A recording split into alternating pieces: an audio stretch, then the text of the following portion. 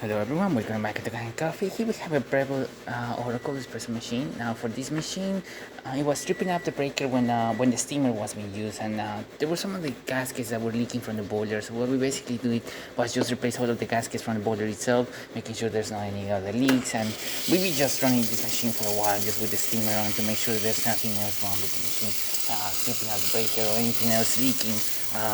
Some steam into the machine, and yeah, we haven't had any issues with it. So far the machine's been on 200 degrees. It's been working perfectly fine.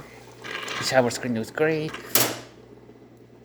What was that? Was from the other machine. The shower screen looks great. That was the pre-infusion. This will be the shower screen, as you can see. So not bad. Sounds great as well. Yeah, everything working perfectly fine. The only issue we found was just the leaking gasket, so that's all we did. So thank you for preparing Kanen Coffee. Please subscribe to our channel for more content this every day, and thanks for watching. As you can see, yeah, this definitely has pressure. So, Alright, thanks for watching.